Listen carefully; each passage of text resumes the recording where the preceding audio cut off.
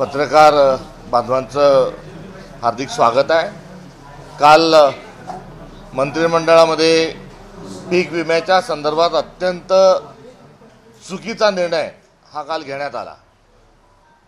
पीक विमा योजना 25 वर्षापूर्वी जेव्हा सुरू झाली होती तेव्हा त्यात जी एक त्रुट होती ती त्रुट ध्यानात घेऊन टप्प्याटप्प्याने त्यामध्ये बदल करण्यात आला होता व प्रचलित जी पीक विमा योजना यापूर्वी सुरू होती त्या पीक विमा योजनेमध्ये आपण पेरलं आणि जर उगवून आलं नाही तर 25% पैसे मिळत।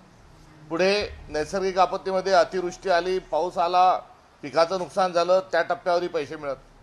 पुढे अगदी सोंगून ठेवलं आणि सोंगून ठेवल्यानंतर गारपीट झाली, पाऊस पडला तरी त्या ठिकाणी पीक विम्याच्या अनुषंगाने पैसे मिळत होते।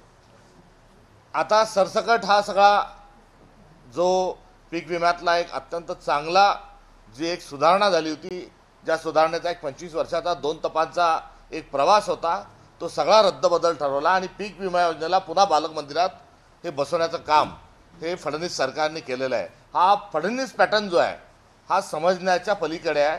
तर दुसऱ्या बाजूला ही जी विमा योजना काल लागू केली शेतकऱ्यांच्या वर फार मोठा अन्याय आहे आणि हा अन्याय करत असताना जे दुसरे प्रश्न निर्माण होतात ते नैसर्गिक आपत्तीच्या वेळेस 2 पावसांमध्ये जी पावसाने दडी मारली आणि पीक करपलं तर अशा काळामध्ये आपण शासकीय अनुदान देणार का? अतिवृष्टीचं शासकीय अनुदान देणार का? शासकीय अनुदान कोणचंही दिलं जात नाही, पीक विम्याचं नाव सांगून बोलवत गेलं जाते।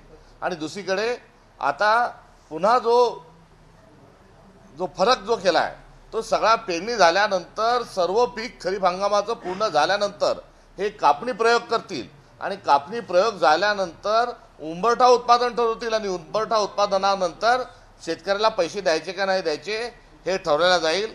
हा शेतकऱ्यांवर सरळ सरळ अन्याय आहे। आम्ही त्यांनी केलेल्या बदलाचा धिक्कार करतो आणि जी योजना होती पहिल्यासारखी तिलाच सुरू करावं ही काँग्रेस पक्षाची आमची मागणी आहे। अन्यथा या राज्यातला शेतकरी आणि अर्थात काँग्रेस पक्ष आम्ही शांत बसणार नाही। जी बीड पॅटर्न म्हणून एक योजनेचा कांगावा केला, त्या बीड पॅटर्नच्या मध्ये मोठा भ्रष्टाचार झाला।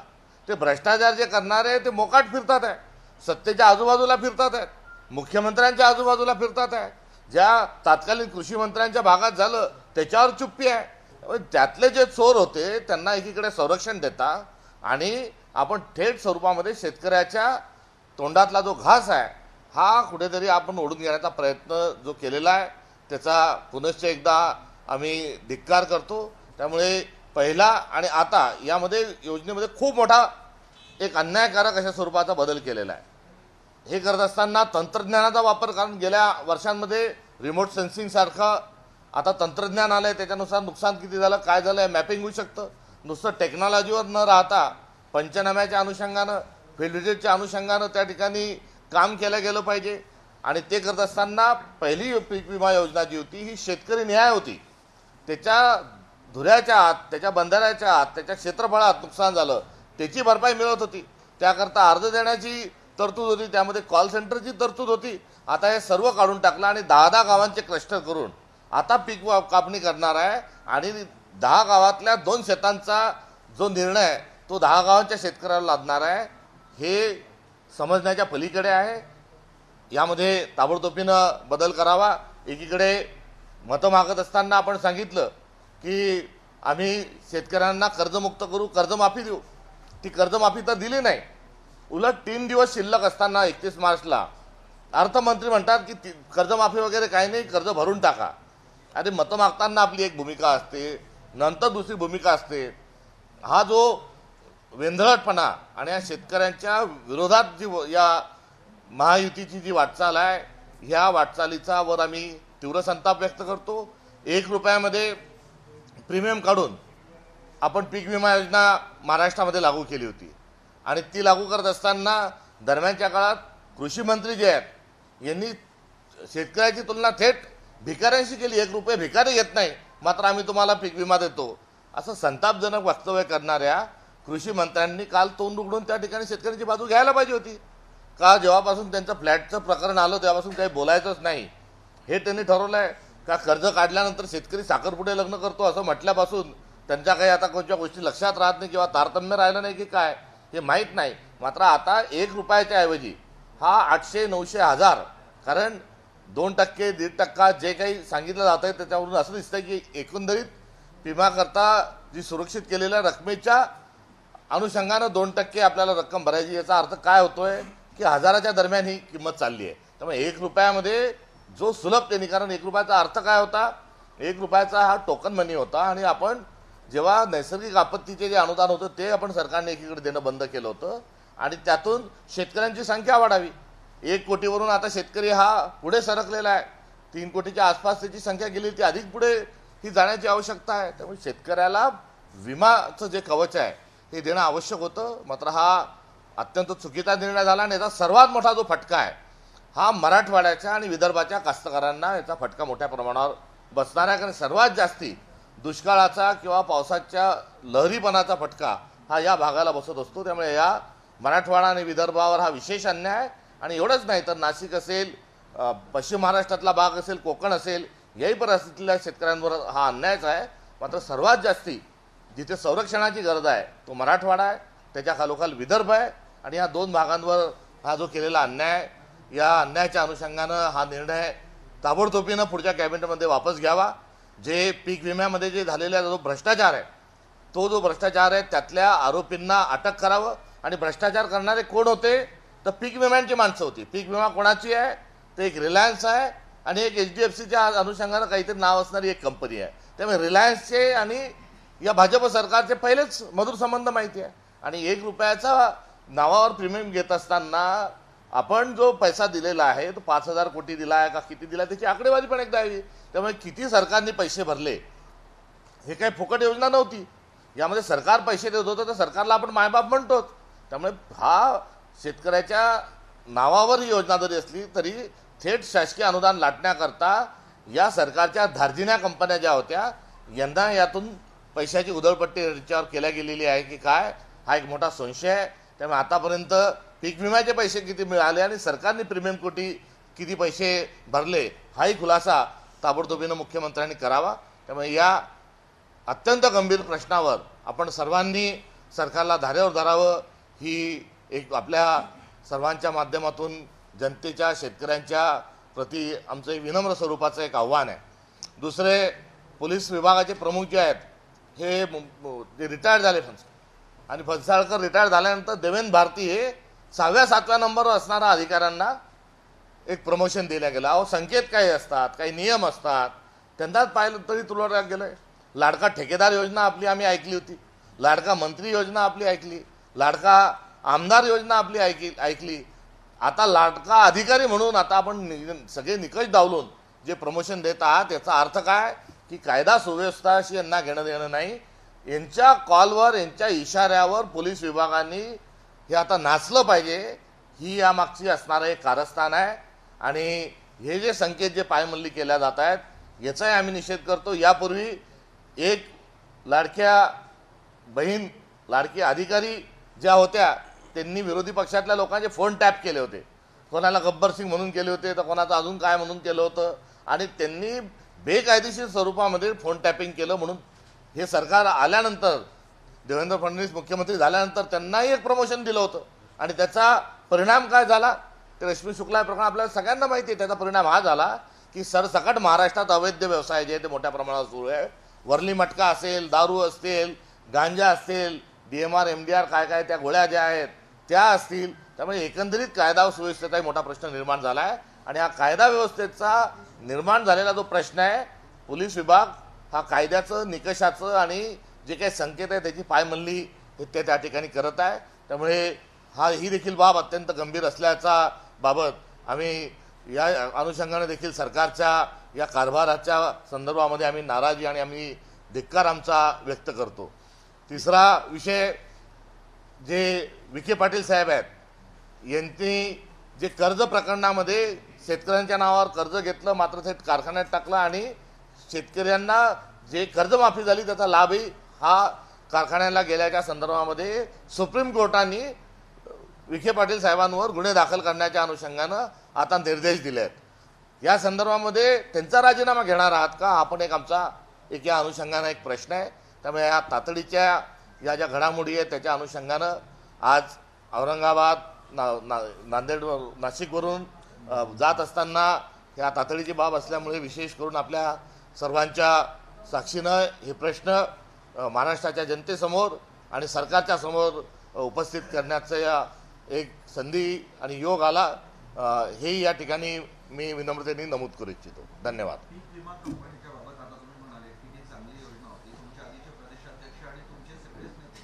सातत्याने पीक विमा कंपनी घोटाळा करतात, भ्रष्टाचार करतात, खासगी कंपन्यांना पैसे आणून दिलेले आहेत असा आरोप करत होते. आता सरकारने निर्णय रद्द केला तरी सुद्धा तुम्ही टीका करताय.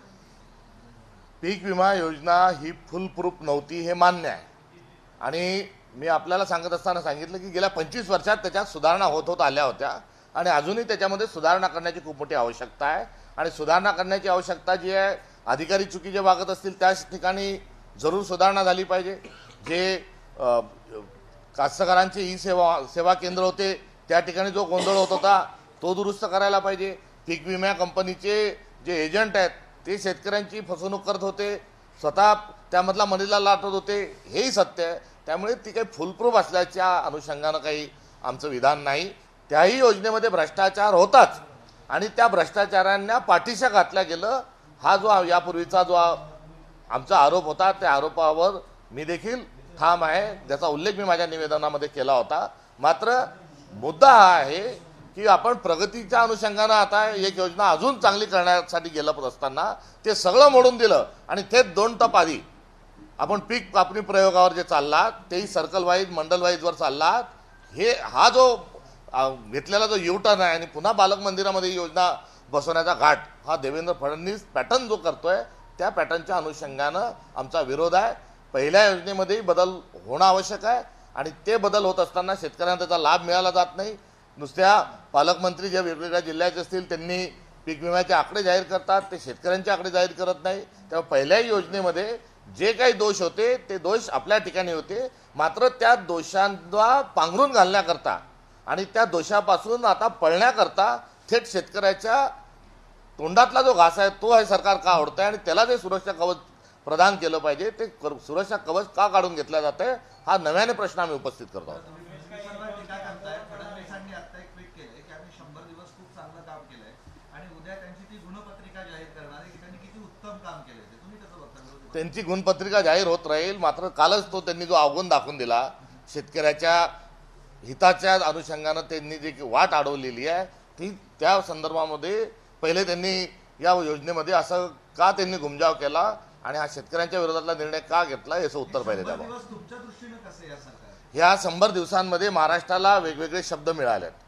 आका नावाचा शब्द मिळाला, खोक्या नावाचा शब्द मिळाला, कोयत्यागांग नावाचे शब्द मिळाले, रेतीवाले तक्सर मिळाले, वाचारवीर नावाचे शब्द यामध्ये मिळाले, बेताल वक्तव्य करणारे मंत्री या दरम्यानमध्ये मिळाले आणि लाडक्या बहिणीला 1,500 वरून 2100 रुपये अनुदान देऊ म्हणणाऱ्यांनी घुमजाव केलेले उदाहरणं आपण बघितलेले. शेतकऱ्यांना कर्जमाफी करू सांगितलं, ती न करणाराही काळ याचमध्ये बघायला मिळाला. एवढंच नाही तर काही सरकारच्या अधीनस्थ असणाऱ्या लोकांचे पगार होत नाही, हेही या 100 दिवसामध्ये बघायला मिळालं. ठेकेदारांचे बिलं दिल्या जात नाही म्हणून ठेकेदार जे आहे ते कोर्टात हायकोर्टामध्ये पिटिशन टाकतात, हेही या 100 दिवसामध्ये बघायला मिळालेलं आहे. त्यामुळे या 100 दिवसात हे दिवाळखोरीच्या अनुषंगानं, गुंडागर्दीच्या अनुषंगानं, बेरोजगारांच्या अनुषंगानं एक फार विचित्र अशा प्रकारची परिस्थिती या गेल्या 100 दिवसामध्ये बघायला मिळाली. या संदर्भामध्ये शेतकऱ्यांच्या विषयाच्या अनुषंगानं 3 मार्चला आमचं एक आंदोलन झालं. महानगरपालिकेमध्ये लगोलग 4ला आमचे आंदोलन झालं. महाराष्ट्रभर आंदोलन सुरू आहेत आणि सोबतच सद्भावना जी लयात जात आहे त्या अनुषंगानं देखील वेगवेगळ्या प्रयत्न आम्ही आमच्या स्तरावरून करत आहोत. बीडमध्ये मस्साजोग ते बीड ही पदयात्रा, जिथे रस्त्यावर काँग्रेस उतरत असताना सर्वसमावेशक आणि शांतता नांदावी आणि सर्वांनी सद्भान राहावे यासाठीची पदयात्रा आपण बघितली आहे. 1 मेला परळीचा सद्भावना सत्याग्रह त्या ठिकाणी आम्ही आयोजित केला होता, मात्र आता तो 3 तारखेवर आम्ही काही अपरिहार्य कारणामुळे शिफ्ट करतो आहोत. परभणी या ठिकाणी पण 4 आणि 5 तारखेला आमची सद्भावना पदयात्रा आहे आणि 5 तारखेला संविधान बचाव रॅलीचं आयोजन देखील परभणी या ठिकाणी करण्यात येत आहे. त्यामुळे महाराष्ट्रात ठिकठिकाणी, मग नागपूर असेल, मी नाशिकवरून येतोय, नाशिकमध्ये असेल, या ठिकाणी आंदोलनात्मक आणि समाजाला एकत्र घेऊन जाण्याच्या अनुषंगानं रचनात्मक अशा दोन्ही संघर्षाची आणि रचनात्मक कामाची भूमिका घेऊन काँग्रेस महाराष्ट्रात कार्यरत आहे. तुम्ही म्हणतायत की महाराष्ट्रात काँग्रेस कार्यरत आहे, मात्र छत्रपती संभाजीनगर में 8 से 10 दिवसाला पाणी येतंय. काँग्रेसचं कुठेही आंदोलन दिसत नाही, विरोधात असताना सुद्धा त्यांचं कुठेच आंदोलन नाही, काही सक्रियच नाही काँग्रेस. पाणी प्रश्न महत्वाचा वाटत नाही का शहरातला? पाणी निश्चित पाणी प्रश्न हा महत्त्वाचा आहे. गोदावरी चा पाण्याचा जो प्रश्न आहे, जे धरण आहे पैठणचं, या धरणाच्या अनुषंगानं जी चर्चा आहे ती गेल्या अनेक वर्षांपासूनची आहे. यामध्ये निश्चित काँग्रेस पक्षाच्या वतीनं येणाऱ्या काळात आम्ही जायकवाडीचा जे धरण आहे त्या जायकवाडी धरणाच्या तिथलं पाणी तिथे अधिक त्या धरणाचा लाभ मिळणं, तिथलं बाष्पीभवनाचं पाणी न होऊ देता ते करावं. त्यामुळे मराठवाड्याचं आणि महाराष्ट्रातलं एक महत्त्वाचं धरण हे जायकवाडी आहे आणि त्या जायकवाडीचा पाण्याचा विनियोग आणि त्या ठिकाणची जायकवाडीच्या पाण्याचा मागून येणारं जे पाण्याच्या अनुषंगानं जे विषय आहे, ज्याचे वारंवार रीट पिटिशन्स असतील किंवा किती पाणी खाली सोडावं, पहिले कोणतं धरून भरून द्यावं, यापासूनचे जे अनेक विषय गेल्या नाही मी आपल्याला तेच सांगतोय. तुमच्या माझ्या प्रश्नाचं व्यापक उत्तर देण्याचा मी प्रयत्नात आहे. तुम्ही व्यापकतेमध्ये जाण्यापासून आपल्याला शहराला 12 दिवसांनी पाणी हो मी आपल्याला सांगितलं, आपण आधी बोला आणि नंतर बोला. कृपा करून अशा प्रकारचं बंधन ना मी आपल्याला घालावं ना आपण मला घालावं. ते सविनय मला त्याला विचारलेला प्रश्न, काँग्रेस विरोधातला आपल्या प्रश्नाचं उत्तर मी आधी मोठं दिलं, त्याला छोटं करत असताना शेवटचा जो भाग आहे तो मी त्याचा पुन्हा एकदा सांगतो की या शहरामध्ये ज्या पाण्याच्या अनुषंगानं प्रयत्न करण्याची आवश्यकता आहे, शहरातल्या आमच्या सहकाऱ्यांना आणि या ठिकाणच्या युनिटला या संदर्भामध्ये येणाऱ्या काळामध्ये ठोस स्वरूपाची भूमिका घेण्याच्या अनुषंगानं सूचना दिल्या जातील. सत्ताधारी विरोध करतायत, मात्र तुम्ही विरोधात असताना तुमचे काँग्रेसचे कुठलाही एक कार्यकर्ता देखील विरोध करताना पाहायला मिळत नाही. तशा सूचना जरूर त्यांना दिल्या जातात. मी राज्याचा विषय घेऊन त्या ठिकाणी आलोय, तर आपण हा पहिला अध्याय. म्हणाले की राज्य सरकारने आम्हाला वारंवार फसवलेलं आहे आणि आता पुन्हा एकदा राज्य सरकारच्या विरोधात ते मुंबईला जाणार आहे, आंदोलन करणार आहे. आतापर्यंत फक्त फसवणूक आम्ही सहन केली आहे, पण यापुढे नाही. आता आर या पारची लढाई त्यांनी राज्य सरकार विरोधात घोषित केली. याआधी त्यांच्या अनेक चर्चा ज्या आहेत या सरकारच्या सोबत झालेल्या आहेत, त्या निष्फळ स्वरूपाच्या ठरलेल्या आहेत. त्यामुळे सरकारने त्यांनी जो कॉल घेतलाय त्या अनुषंगानं सरकारनं त्याच्यावर भाष्य करावं. सरकारमध्ये असणाऱ्या मंडळींनी या संदर्भात भूमिका घेणं हे अत्यंत आवश्यक आहे आणि काँग्रेसची यापूर्वीची जी भूमिका आहे त्या अनुषंगानं काँग्रेस आपल्या ठिकाणी आहे. मात्र हा मूळतः जो आरक्षणाचा जो विषय आहे तो आरक्षणाचा विषय हा राज्य सरकारच्या सोबत आहे. त्यामुळे राज्य सरकारची भूमिका त्यामध्ये आवश्यक असणं जरुरी आहे. राहिला काँग्रेसचा, तर राष्ट्रीय जो मुद्दा आमचा आहे की जातनिहाय जनगणना करावी आणि जनगणना करत असतानाच 50% जे आरक्षण आहे त्या 50% आरक्षणाची मर्यादा उठून सर्वसमावेशक स्वरूपाचं धोरण निर्माण करावं, ही आमची राष्ट्रीय जी भूमिका आहे. आमचे नेते राहुल गांधी जातीच्या निहाय जनगणनेच्या अनुषंगानं सातत्याने आग्रही आहे. महाराष्ट्रातही जातीनिहाय जनगणनेचा आग्रह आहे. त्यामुळे जातीनिहाय जनगणना झाल्याशिवाय या सगळ्या प्रश्नांची कोंडी ही फुटणार नाही आणि 50%ची अट जोपर्यंत ही शिथिल केल्या जाणार नाही, ती वाढवल्या जाणार नाही, तोपर्यंत कुठलाही तोडगा निघत नाही. या निष्कर्षापर्यंत आता कायदेव्यवस्थाही सर्व आलेली आहे आणि जातनिहाय जनगणना करावी हाच या पार्श्वभूमीवर आमचं. नरेंद्र मोदींनी फ्री हँड दिलाय सैन्याला. जातनिहाय जनगणना जी आहे त्या जातनिहाय जनगणनेच्या अनुषंगानं जनगणना व्हावी आणि त्या अनुषंगानं 50%ची अट जी आहे. वेळ लागायचा काय, त्याच्यात सरकारी यंत्रणा आहे. आपल्या बाजूचा जो आपण ज्या भागात बसलेलो आहे यातलाच तेलंगणातला जो पार्ट आहे हा आधीचा प्री पार्टिशन आपण एक असणाऱ्या भागात त्या ठिकाणी 50%ची अट वाढून त्यांनी त्या ठिकाणी केलेलं आहे. ओबीसीच्या आरक्षणाच्या अनुषंगाने हात न लावता मराठा आरक्षण वाढून देण्याच्या संदर्भामध्ये आधीच ही ज्या भूमिका घेतल्या गेलेल्या आहेत त्या घेतल्या गेलेल्या भूमिकांचा वेगळ्याने उहापोह करण्याची या ठिकाणी आवश्यकता नाही. त्यामुळे माझ्या प्रश्नानंतर आपण लगेच जी साथ दिलाय त्या अनुषंगाने मी बोलत नाही. जे सगळे जुने जे आहेत तो जुन्या सगळ्या संदर्भाच्या अनुषंगानं यामध्ये जातीनिहाय जनगणना ही झाली पाहिजे आणि मराठा समाजाला आरक्षण मिळत असेल तर त्याचं स्वागतच आहे आणि ते करत असताना जातनिहाय जनगणना आणि 50% अट वाढावी हा मूलभूत जो मुद्दा आहे त्या मूलभूत मुद्द्याच्या अनुषंगानं सरकारनं प्रयत्न करावे. भाजप जे आहे हे जातनिहाय जनगणनेच्या विरोधात आहे आणि जातनिहाय जनगणना होत नाही आणि 50%ची मुदत वाढत नाही तोपर्यंत आरक्षणाचा राष्ट्रीय गुंता सुटत नाही. मग तो रेड्डींच्या अनुषंगाने समाजाच्या अनुषंगानं असेल, कुर्मी समाजाच्या अनुषंगानं असेल, जाट समाजाच्या अनुषंगानं असेल, पाटीदार समाजाच्या अनुषंगानं असेल, या सर्वांमध्ये राष्ट्रीय स्तरावर हा एक मोठा एक जो गोंधळ निर्माण झालेला आहे तो भाजपनी 50%ची अट वाढवून तो मोकळा करावा. नेत्यांची वक्तव्य आली होती आणि त्यानंतर वेणुगोपाल यांनी याबाबत बोलू नये अशा पद्धतीचे निर्देश दिलेले आहेत. कितपत सत्य आहे, असे काही निर्देश आले आहेत का?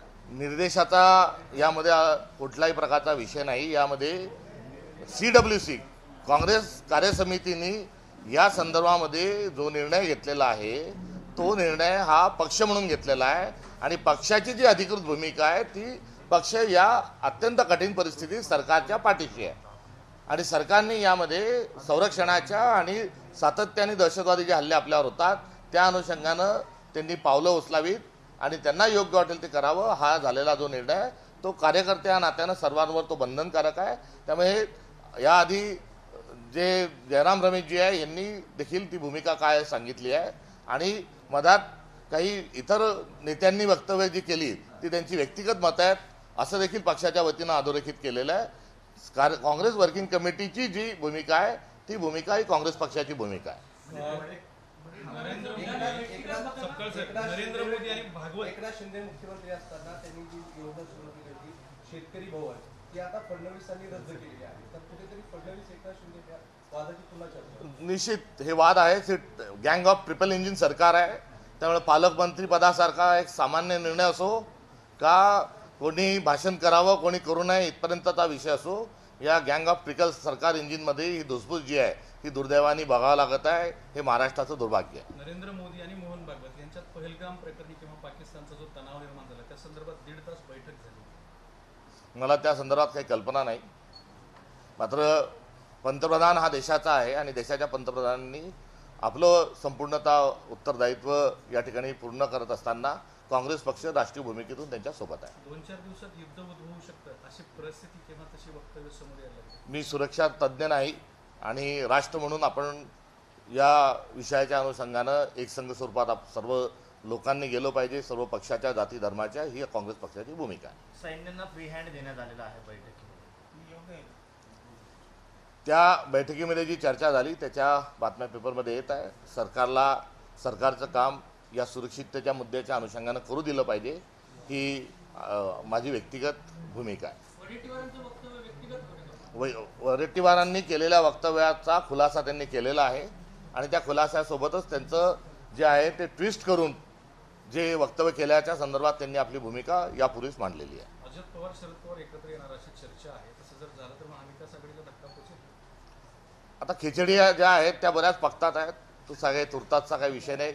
त्याला योग्य वेळ आल्यावर त्याच्यावर बोलणं हे उचित राहील. मित्रपक्षाच्या एका स्पोक्सपर्सनने काही दिवसांपूर्वी विधान केलं होतं संजय राऊतांनी की एकनाथ शिंदेनी ते वर्षावर काहीतरी जादूटोणा केलाय म्हणून मुख्यमंत्री एकनाथ शिंदे देवेंद्र फडणवीस राहायला जात नाही आणि आज फडणवीसांनी पूर्ण पूजा अर्चा करून अक्षय तृतीयेच्या दिवशी तिथे राहायला गेलेले आहेत. एक मजा म्हणून विचारतो तुम्हाला, तुम्ही ऐकलं होतं ते सगळं त्यावेळेस?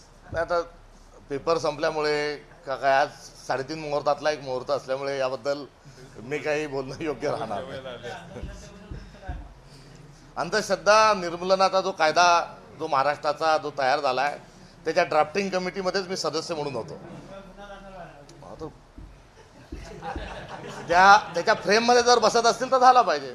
मी त्याची जी ड्राफ्टिंग कमिटी होती त्यात ND पाटील अध्यक्ष, नरेंद्र दाभोळकर आणि श्याममानव उपाध्यक्ष आणि 6 सदस्य होते. त्यात ड्राफ्टिंगमध्ये मी एक सदस्य होतो. ही माझी या सगळ्या बद्दलची भूमिका आहे. चंद्रशेखर बावनकुळे असं म्हणाले की ह्या 5 वर्षामध्ये आमचं सरकार 2020 मार्च खेळणार आहे आणि पुढची 15 वर्ष आमचंच सरकार असणार. अंधश्रद्धा निर्मूलनाच्या कायद्यात ज्योतिषशास्त्र बसत नाही एवढं सांगितलं त्यात. छत्रपती संभाजीनगरमध्ये प्रधानमंत्री आवास योजनेचा एकही करोड चला सर, थँक्यू. ऐका ना. काही जे चॅनल्स आहेत ते बंद करण्यात आलेले आहे. युट्यूब चॅनल पाकिस्तानचे काही युट्यूब चॅनल बंद करण्यात आले आहेत. त्याला धरून बावनकुळे असं म्हणतात की देशामध्ये युट्यूब चॅनलवाले आहेत ते अशा पद्धतीने वागतात, सरकारची बदनामी करतात, त्याचबरोबर पाकिस्तानचे गुणगान करतात. काँग्रेस पक्षाने या पहलगामच्या हल्ल्यानंतर घेतलेली जी भूमिका आहे त्या भूमिकेचं जरूर पालन हे सर्वच राजकीय पक्षांनी करावं ही या स्वतंत्र भारतातल्या नागरिक या नात्यानं माझी अपेक्षा आहे. त्यामुळे कोणतेही दुसरे सामने पक्षीय किंवा धार्मिक स्वरूपाचे सामने हे कुठे खेळल्या जात आहेत त्याबद्दल मी तुर्तास खंत व्यक्त करतो. आणि जे बावनकुळे साहेब जे आहेत हे सदैव जे आहेत की मीडियाचा यूट्यूबरचा आवाज दाबण्याच्या अनुषंगाने ते प्रयत्नरत असतात. त्यांना ज्याच्यात सोय आहे तेच योग्य आहे, त्यांना गैरसोयीचं काही चालत नाही. सर, प्रधानमंत्री आवास योजना छत्रपती संभाजीनगरमध्ये एक पण घर मिळालं नाही, याकडे कसं बघतात? 2024 पर्यंत तर सर्वांना घरं मिळाली असं पंतप्रधान सांगतात. जानेवारी 2024ला सगळ्यांना घरं मिळाली म्हणून हर घर तिरंगा ही त्यांची घोषणा होती. प्रत्येक घरात नळ आहे आणि प्रत्येक नळाला जल आहे ही पण त्यांची घोषणा आहे. मात्र जसा संभाजीनगरच्या घशाला कोरड पडलेली आहे तसंच ग्रामीण भागात जरी गेल्यानंतर जल जीवन मिशन जे आहे त्यामध्ये मोठ्या प्रमाणावर भ्रष्टाचार हा झालेला आहे. बरं, काय? सरकारचा एक प्रश्न असा आहे की इतके दिवस झालं तुम्ही हे सगळं सामाजिक दृष्टिकोनातून पक्षीय काम करता. तुमचं चळवळीतलं काम आहे, वेगवेगळ्या भूमिकांमधलं सुद्धा काम राहिलेलं आहे. कारण हेरड कुलकर्णींचं नेतृत्व सुद्धा वाचलं, त्याच्यातून सुद्धा तुमच्या कामाची व्याप्ती जाणवली. त्यामुळे एक सरळ मार्गी माणूस म्हणून तुमच्याकडे बघितलं जातं. असं असताना सुद्धा तुम्हाला पराभूत करून संजय गायकवाड यांना जसं बेताल वक्तव्य करणारा माणूस म्हटलं जातं तसे माणसं निवडून येतात. याचा अर्थ मतदारांच्या जनमानसिकतेत काही फरक पडलाय काय? मी 4 निवडणुका लढलो, 4 पैकी 3 निवडणुकीत मी विजयी झालो, 1 निवडणुकीत माझा पराभव झाला. राष्ट्रीय स्तरावर मी 15 वर्षापासून काम करत आहे त्यामुळे जास्त काळ माझा हा त्यामध्ये गेला. त्यामुळे माझा कुठेतरी माझ्यात कमतरता राहिली, नियोजनात कमतरता राहिली आणि वंचितनी एक ज्या ठिकाणी मतांची विभागणी केली त्याचा एक फटका तात्कालीन परिस्थितीत मला भेटला. मागच्या निवडणुकांमध्ये तिथे काँग्रेस नसल्यामुळे मी ती निवडणूक लढू शकलो नाही. मात्र महाविकास आघाडी हा घटक पक्ष आहे त्यातच कार्यरत राहिलो. आणि हे सर्व होत असताना लोकशाहीकडे जे थोडं नैराश्यातून बघितलं जातं हे खरोखर एक सामुदायिक आपलं दुर्दैव आहे आणि सार्वजनिक सामाजिक समज बदलण्याची आवश्यकता आहे.